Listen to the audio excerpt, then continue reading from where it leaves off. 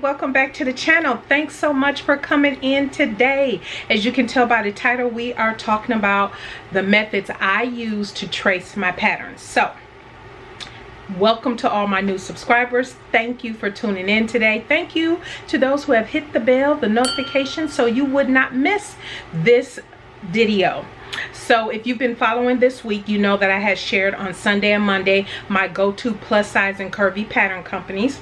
And then on yesterday, I shared, and I'll leave a link up in the iCard as well, but I did share how and when I print my PDF patterns and when I send them to PDF plotting. So I hope you've been finding these videos useful for you. And so today will be me sharing my methods for tracing my patterns. And so full disclosure, full disclaimer, this is not the only way and method you can use to trace your patterns. There are, you know, different techniques different people use, whatever they're comfortable with. I'm sharing with you how I trace my patterns and the different tools and different things that I use when I am tracing my patterns. And the other thing I want to disclose, I don't like tracing patterns. I absolutely do not like tracing patterns. I do not.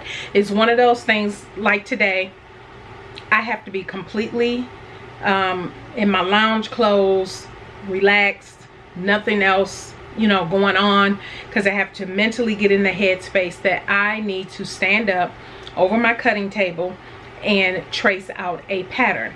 And so yeah, it's just one of those things I have found over my sewing journey that has just become a necessary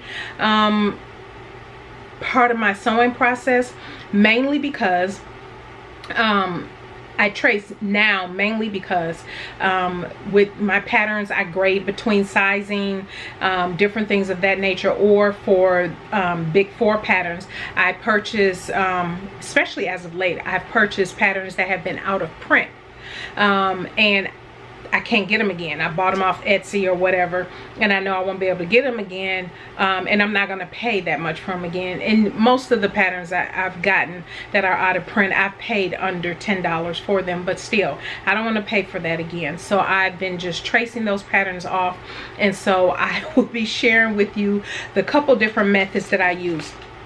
Now a couple things I also want to share is that for the 2 different methods I'll be sharing with you today, one is using tracing paper. I'll go over that. And then the other is using wrapping paper. And so what I have found during this time, for those who might be watching this during, this video is going up on May 20th, I believe. This is during the COVID-19, and so when I was tracing during our whole lockdown and quarantine, when I was tracing patterns, I ran out of tracing paper, and it was kind of hard to get, in a little delay with some shipping, but I needed to trace something like right away in that moment, so I ended up using some wrapping paper. I'm going to show you exactly what I did when I traced using wrapping paper. And so again, the tools that I use, I will share those, the utensils I use, the tracing paper. Now I will say the tracing paper that I normally purchase from Amazon is linked in my Amazon store. However, I also want to share, recently Myra shared with me the tracing paper that she has used that she absolutely loved. So I'm going to share the link that she shared with me down in the description box.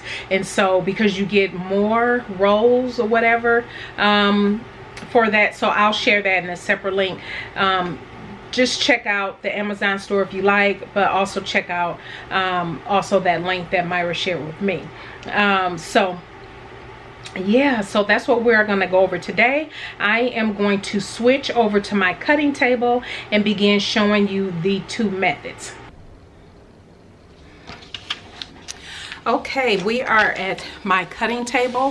What I have done to start, typically for me, based on the lighting in my room, I have these cutting mats on my table. I can usually lay my pattern piece with my tracing paper on top, and I can see quite well. But for this video, just so you can kind of see the different tools a little bit better, I'm laying this white piece of paper down. Now, this first method I'm going to show you is using tracing paper. And like I just said, the next step will be wrapping paper. But let's get into the tools that I would use. Now, I have used anything from a pencil, which is a mechanical pencil. I typically use a mechanical pencil, and then also making sure I have maybe a separate eraser for erasing any mistakes that I might have. I find that this is probably my most accurate, only because I can erase any lines that I accidentally draw too long or go wobbly or something like that. So I do use a mechanical pencil. I have used a pen. Now, you can use different types of pen. I like, just for writing in general, I typically use 7mm pens, where the bottom of the pen is 7mm. That's just my personal preference, or it's also known as a medium.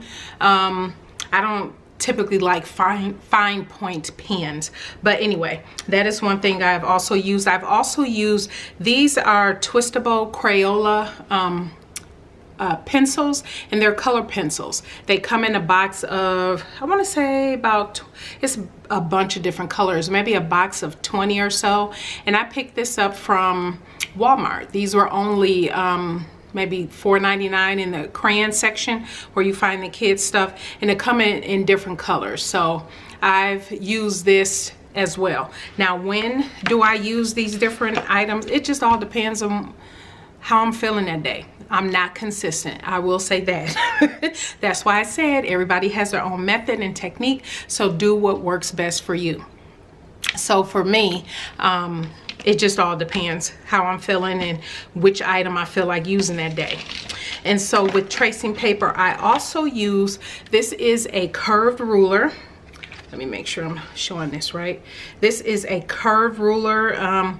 This is by Dritz. I'm sure many of you have seen these before, but usually when I'm tracing, especially if I have something that has an armhole or a curve, I try to use this when I can. It also has a straight edge as well, but I also use just my straight ruler, which is a just a regular plastic ruler that I use just to give me nice straight lines and different things of that nature as I am tracing. And so for today's example, I am going to do something very simple, just so, because it's easier to catch in frame here. I have this pocket piece. One of the things that I want to point out is that I do not trace every single thing in a pattern. So say there is a button band, or say there is, like for example, this pocket. This is actually a prime example of what I would do. So I happen to like this pocket, the depth of it. This is from a different pattern, and I would either compare this to other patterns that I have, the pockets, just to make, because I love the depth of it and everything. So what I would do is I would not trace this. That is maybe one of the things I would suggest, not tracing pockets. For me, what I have done was actually just cut the pocket out, and I fused it. Not sure if you can see that, but I use just woven interfacing and fuse the pocket, so I can keep using it over and over. It's not going to rip or tear or anything, makes it very sturdy. And so that's what I would do to pieces like this. So if you don't want to trace every single pattern piece, maybe you do, but if you don't, and you just want to keep intact still some of those pattern pieces so they're nice and sturdy, just a light iron. You don't have to have any steam, very light iron, and just press the interfacing on, and that'll keep your pattern piece intact. You don't have to worry about it getting all distorted. So say I'm going to trace this pocket. Again, I just want to use something that's a size that can fit in frame here. So if you have any questions, definitely let me know. So the tracing paper I've used, and this is pretty much all that I have left of it. Not much. But again, this tracing paper I have purchased from Amazon. It is in my Amazon store, but I'll also leave a separate link to some tracing paper that was recommended to me. And so that'll be in the description box as well. So, and I like this tracing paper because it is fairly see-through, but yet it's nice and sturdy. It's nice and sturdy. So I would lay my tracing paper right over the top. Let me see if I can zoom this in. I don't know if you'll be able to see it clearly, but yeah, you can see the lines. So I'm gonna move that here so you can at least see. But as you can tell, here is, and grab some pattern weights too. I just have my pattern weights I've ordered from Thanks I Made It. But to get a nice flat lay so you can see your pattern piece outline through here, use whatever tool you want to use. Here I have, actually I'm going to use this colored marking tool, the Crayola twistable pencils here. So what I would normally do is make sure that if there are any notches, make sure that you are also marking your notches. But through here, hopefully you can see there is a grain line. This is where I would take my ruler and I would just mark the grain line. You don't have to do this first. You can do it last. You could do it. This is just how I do it. Again, it's all up to you. And see, I've drawn in my grain line there. Actually, I don't need all of these pattern weights. And then again, all you do is go around the entire pattern. If you need to use your ruler and just mark, make sure whatever utensil that you are using. So I probably would not recommend using something like a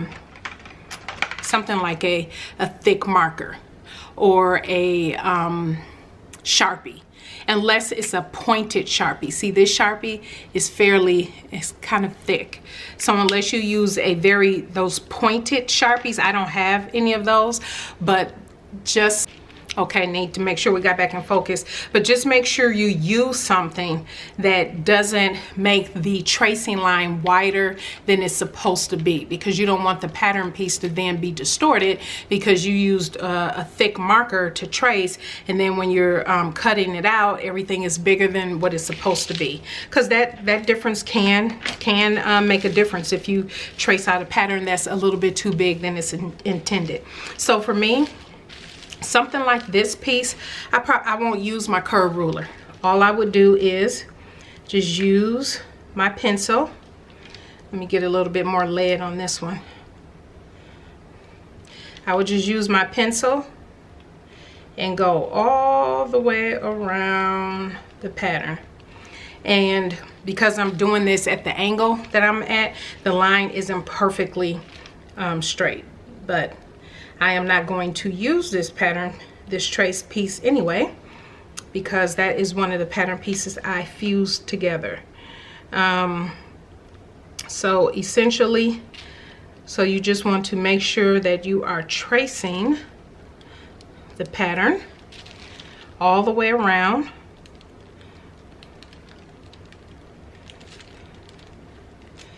Oops. You are tracing this all the way around, and you have your pattern piece. And so a couple obvious things you want to do is mark on this pattern what this pattern is, what pattern company it's from. Maybe it's a pattern piece number on here, or pattern piece letter. Maybe there's a seam allowance. mentioned on the pattern piece, you want to write all of that, whatever's on your original pattern, write on your traced pattern. Also, what you want to do is make sure that you, for pattern pieces that this obviously won't apply to the pocket, but for those pattern pieces that come in multiple sizes and you are tracing off, maybe even if you're grading between sizes, make sure you write on your traced piece what size that you traced. Let me actually give you an example.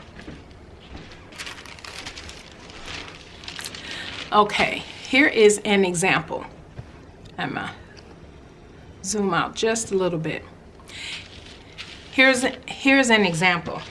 This is one of my cashmerette patterns. If you saw my Upton Sew Along, you would have seen this more up close. But for this pattern was traced. So what I did was, because I needed to grade between sizes, let me just make sure you can see that. Because I needed to grade between sizes, over here this is the arm side, and then this is the side seam. I needed to grade from a 20 to a 24.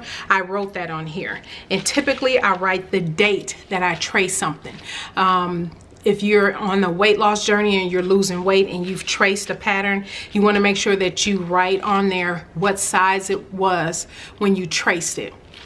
And other things I have also done is put my weight on the pattern piece as well, or I have put my measurements on the pattern piece. It just really all depends, because I trace knit and woven, so I might write down different things based on that particular project. So, and it also helps if you do have a trace pattern such as this, that if you make adjustments like I have, and again I showed this in my other video so I won't go into detail, but you can easily make whatever adjustments on your trace pattern piece and not your original. So the purpose of tracing is to keep that original intact. And so here I lengthened the bodice here, and on the other piece I had to adjust my dart and all of that. So yes, you can do whatever you want to your traced pattern piece.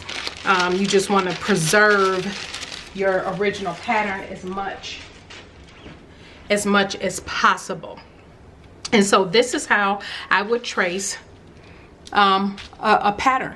This is how I would normally trace a pattern. So now let me show you how I trace my patterns using wrapping paper. Okay, so we are switching over to wrapping paper, and I will show you the box after this clip, what type of paper this is that I have. But this type of wrapping paper is, if you've purchased say here in the United States, or maybe anywhere, it really doesn't matter. If you purchase something like candles or something, or purchased a gift that had glass, a glass product, and they needed to kind of put paper around the bag, that's what this paper is. That's the type of paper that this is.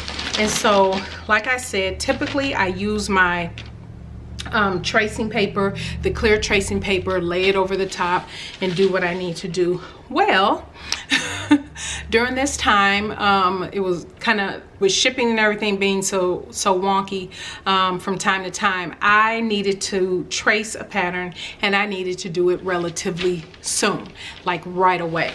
And so what I thought, I was like, oh, you know what? I know what I can do. I will go ahead and try tracing using my wrapping paper. And so let me share with you the tools that I use when I'm tracing using wrapping paper. Very simple tools. It all depends on what you have in your stash. I have a highlighter or marker of some sort, something that you can see through. You don't want anything dark, so don't do black or a red. Do yellow. If you have a lime green, you know, something bright and light, and I'll explain that to you in a moment why you want it to be a lighter color. So I have a tool like this that I would use, and you can use either a tracing wheel, I guess you can see that, a tracing wheel, or a stiletto. And so the stiletto has the spikes, as you can tell. This is a little bit more pointy, and so Yeah, you can use one of these tools. And so typically what I will do, and I'm gonna zoom in and take you in from a different angle, but what I will do is the pattern piece, and again, I'm just gonna use this pocket because it's just easier to show. So it's on a large piece of paper. Obviously you got all your other pattern pieces on here.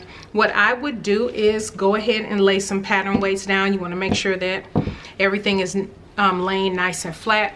If you're using Big 4, and depend on your indie company as well, iron out your pattern pieces. Make sure, even if you're using tracing paper or you're doing this method, make sure your actual pattern piece is completely flat. There are no wrinkles or anything like that, because you don't want to, again, distort the pattern and wonder why it's not coming out right. Trust me, I have done it, and yeah, then I noticed later that a corner was all like this or something. You know, you just want to make sure it's all nice and flat.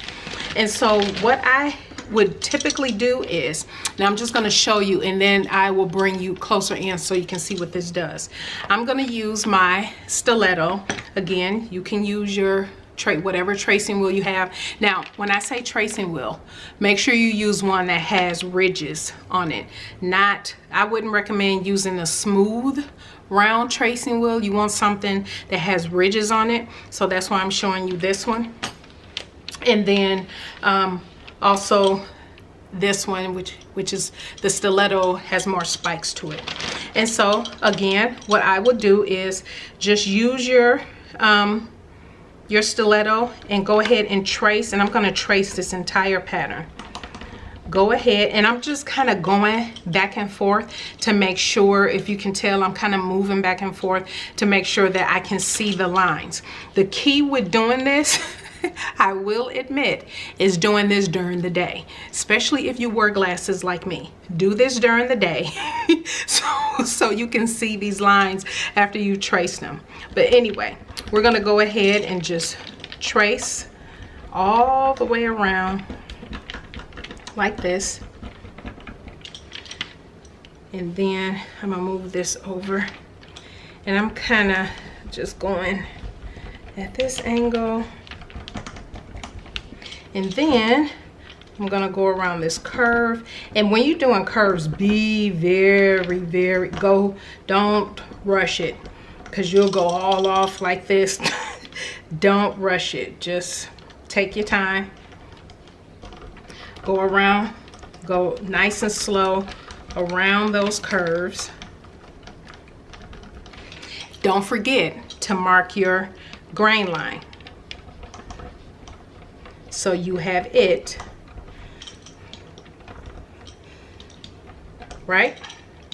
And then say you had some notches that were on here. Let's pretend I have a notch here. I'm just gonna mark it. Mark the notch. Just make sure you can see it. And that's it. You have completely used your stiletto or your tracing wheel and outline the entire pattern. Now I'm going to switch angles here and show you what it looks like after you have done that, and why then I use this. Okay, so this is the pattern piece I just traced using my stiletto here. And so when I pull this piece away, and I try to zoom in so you can see, and you can. You can see the perforations in the paper. And again, I highly suggest if you do this method, do it during the day for sure, so you can see the perforations. So if you can tell, there are perforations all the way around the pattern that I just used my tracing wheel for. And again, I know it's hard to see, but this is why I use this. Again, this next step for me, it doesn't have to be perfect, because say I need to trace using this particular method several pieces.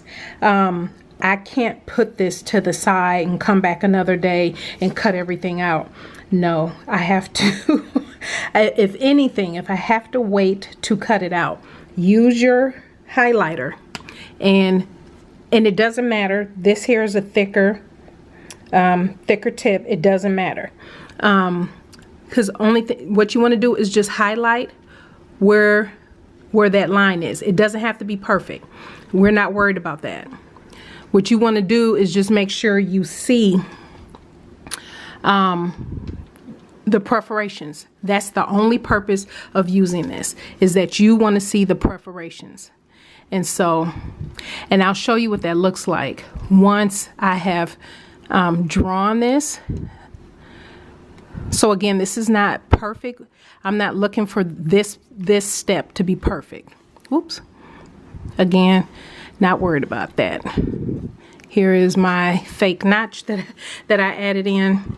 And then here was my grain line I added in.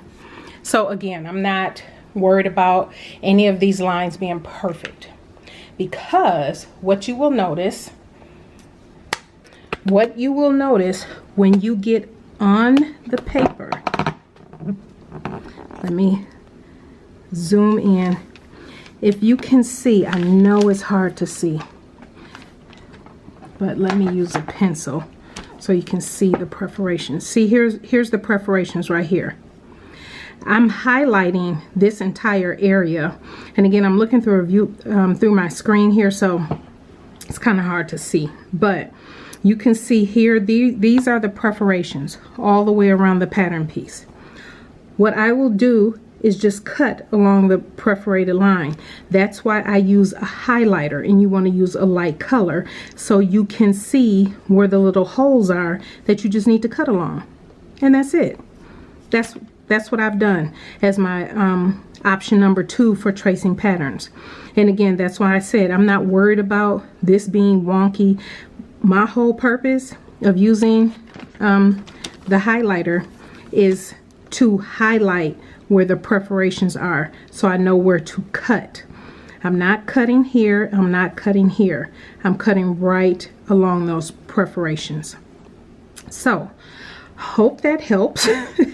If you have any questions, definitely let me know. But in the next clip, I'm going to share with you the wrapping paper, the box.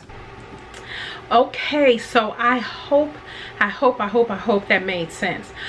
Because I'm not overly excited about tracing patterns, I had to come up with a method that was comfortable for me.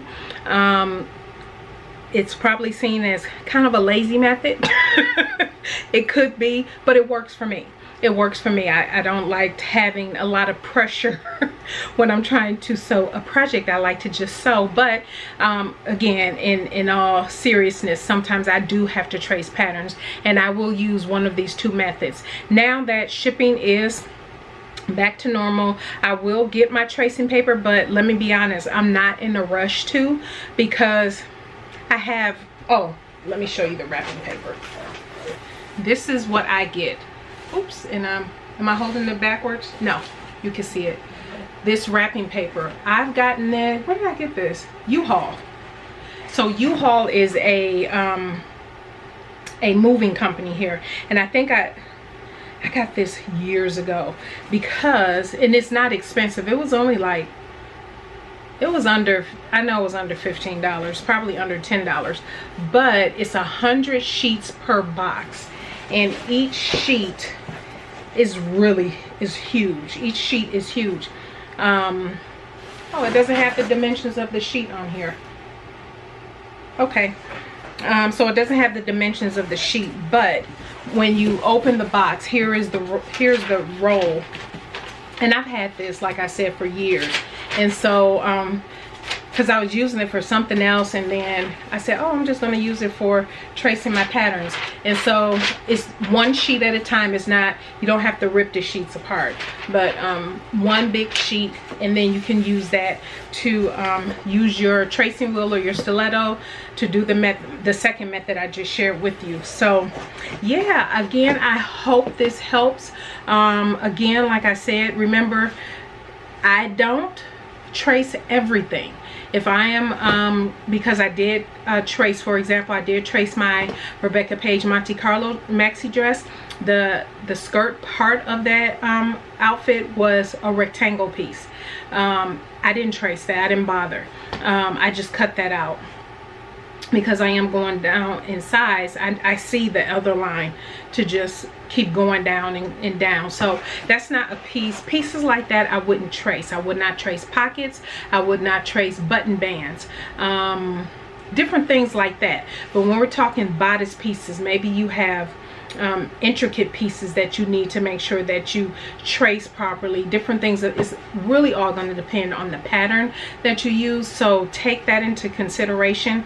But for me, like I said, especially with my patterns, my PDF patterns that I send to PDF plotting, 9 times out of 10 those are getting traced. There's a few I haven't, but most of the time I am tracing all of those patterns, and I'm tracing all of my out of print. I'm definitely tracing all of my out of print patterns. And because I've been tracing my PDF patterns as well as my out of print patterns, I've just gotten in the habit when I do, if and when I do purchase a new pattern, I will go ahead and just trace it. So yeah, even though I don't enjoy doing it, it's just one of those things that now that I've gotten used to it, I just do it a little bit more frequently. But there are still times I don't trace patterns. So that is it. Let me know if I left anything out, if you have any additional questions. All of these videos I will now have permanently linked in my description box, because I get these questions all the time where I send my patterns to print. How do you use PDF plotting? That is down in the description box, and my go-to plus size and curvy patterns. And so everything now will be in the description box. So if you have any questions, please let me know, and stay tuned for Sunday. If you have not subscribed, again, make sure that you have subscribed. Feel free to share this video out. I greatly appreciate all of your support, and we will see you on Sunday. Bye.